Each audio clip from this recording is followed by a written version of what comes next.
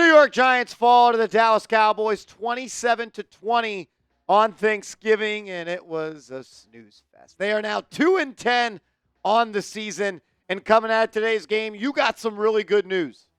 You also got some really bad news. The good news, though, is that you are the holder of the number one overall pick.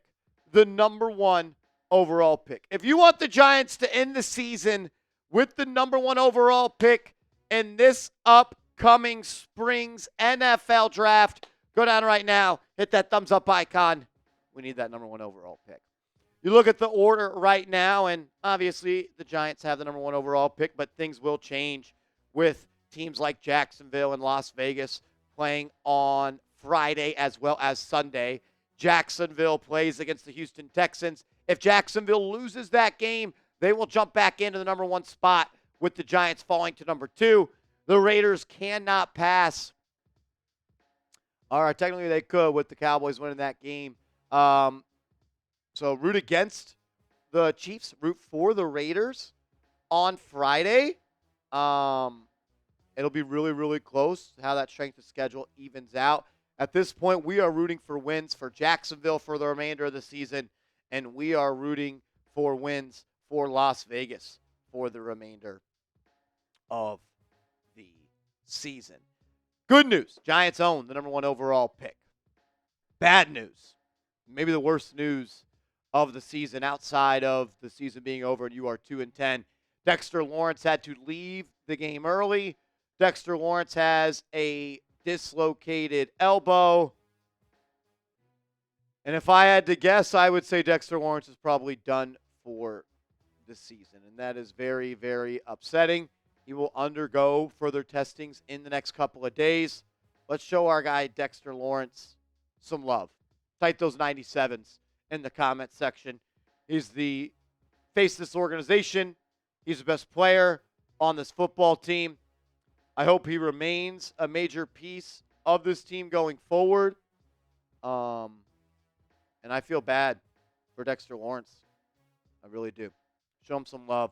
Type those 97s in the comment section. Giants lose by 7. Was never really a game in... that's a lie. It was a game for the majority of that first half, right? Giants go to the half down 13-10. They scored 10 points in the first half. That was tied for the third most in the season this year. Tells you how bad it was. But then Dallas had a really big third quarter, scored 14 points, and the Giants put a little bit of a fake comeback together. They were faced with a 3rd and 4 with the opportunity to get the ball back just under the 2-minute warning, and Cooper Rush found Brandon Cooks when he needed 4 on a 5-yard out route. They went right at Adoree Jackson, and they ended up picking up that first down. Drew Lock finishes the day 21-32 for 178 yards. He did not throw for a touchdown. He did run for a touchdown. He also ran all the way down to the 1-yard line another time. That resulted in a Tyrone Tracy touchdown. But he did throw an interception, and he did have a fumble. Tracy finishes the game 9 carries for 32 yards and a touchdown. Tracy didn't start the game. I don't know if that was because of the fumbling issues in the past couple of weeks. Devin Singletary got the first 2 initial carries. Then it was kind of 50-50 the rest of the way. Look, I didn't think you lost this game because of Drew Lock. You put up 20 points. It was tied for the 4th most this year. And that was with Chris Hubbard and Evan Neal at your tackle spots. Lock was hit time and time again. I think I saw he was pressured on 42% of his dropbacks. He was sacked north of 6 times. Giants O-line's in a bad spot. Giants O-line's in a bad spot, and they were not able to protect him. I thought he made some good throws. I thought he left some throws on the field. I was impressed by his mobility, 4 carries for 57 yards. I thought he did a decent job of not having every pressure turn into a sack. I wish they would have went to Drew Lock being the starting quarterback a whole lot sooner. I thought he gave you the best chance to win. You didn't get it done today. Giants have a lot of issues, but the quarterback position remains a huge one, and they got to find a way to turn the money that you paid Daniel Jones into players going forward. Tyrone Tracy, 9 carries, 32 yards with a touchdown and a long carry of 7. He was okay. He was okay at best. Malik Neighbors, I want to talk about him a little bit here. A couple more drops today for Malik Neighbors, but the Giants made definitely a strong effort to get him the ball. 8 receptions for 69 yards. I think he had 2 drops on the day. He was asked by the media after it. He says, I don't care about drops. I mean, it's just a part of football. I don't care if I drop the ball 6 times. Keep throwing me the ball. I care about drops. You're a really good player, Malik Neighbors. You really, really are. And the Giants shouldn't stop throwing you the ball if you drop it.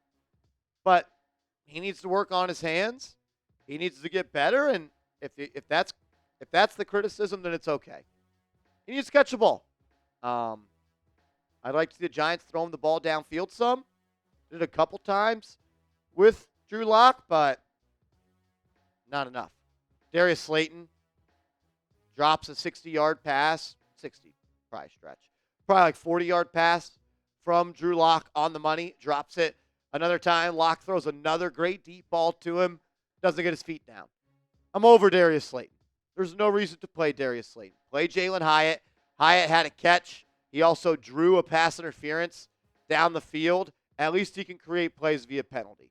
I'm over Darius Slayton. I'm also over Wan'Dale Robinson. He doesn't make guys miss. And really nobody on the Giants makes guys miss. Player I was probably most impressed about today as a pass catcher was Theo Johnson. I thought he looked really good after the catch. The chat during the game was saying he looked like Jeremy Shockey a little bit. I'm not going to go that far, but he was looking for contact after the catch, and he took some pretty vicious hits, and he stayed on his feet. He ran with some juice, and I want to see the Giants continue to develop Theo Johnson over the next couple of weeks. At this point, the season is what the season is. Let's continue to develop some of these young guys. Let's have some of these older guys that are going to be free agents, like Darius Slayton, sit on the bench, like Adoree Jackson, sit on the bench, and let's play the young guys. You're going to lose anyways. Let's see if we have any keepers going forward. If you want a Malik Neighbors jersey, head to chatsports.com/neighbors, chatsports.com/neighbors. Black Friday deals going on, chatsports.com/neighbors. Giants defense just is really bad. They got gashed by the Cowboys time and time again. The Cowboys let their foot off the pedal in that second half. It felt like they have the ball for more than 50% of the game. Like the yards aren't crazy, but the Giants, I felt like they didn't force many negative plays. Did they have a single sack on Cooper Rush? I don't really remember them. A lot of penalties for the Giants as well. They just kind of looked like an undisciplined team out there. 11 or so penalties for the Giants. 13 penalties for 98 yards. It's not good enough, man. Dallas goes 7 of 15 on third down. Dallas has just 6 penalties for 48 yards. So kind of the difference there. You go 3 of 12 on third down. They go 7 of 15. You have 13 penalties for 98 yards. They have 6 penalties for 48 yards. Yeah, I think the way you could put it is undisciplined and unorganized, and you lack talent. You lack a lot of talent. I know people are going to rush to the comment section. Locke played like crap. I didn't have a problem with the way Locke played. You scored 20 points. Should you have won the game? No, you didn't play well enough to win today's game. But you didn't get blown out. And he put together a couple of touchdown drives. And people are going to be like, well, see, it wasn't DJ's fault. I would push back on that. I think it was Daniel Jones' fault. That's unfair.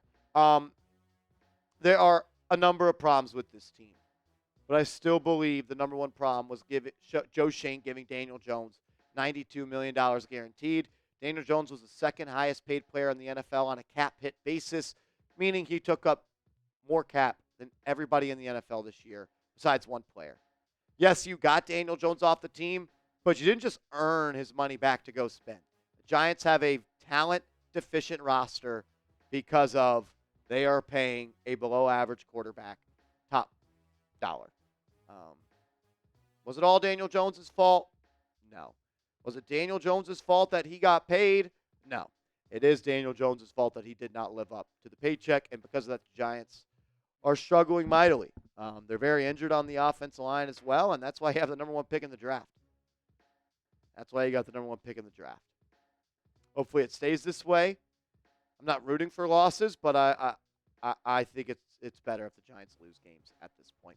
If you want that number one pick, hit that thumbs up icon and make sure you are subscribed to the channel. Hit that sub button, youtube.com/New York Giants TV, and give me a follow over on social media at @MarshallGreen_ on Instagram and at @MarshallGreen_ on IG. Thank you to everybody that tuned in to our stream. Over 93,000 people tuned in to our Thanksgiving Day stream. I appreciate that. And we'll still be here. We'll still be here. Happy Thanksgiving to all of you. I appreciate you guys. Better days around the corner. Let's go Big Blue.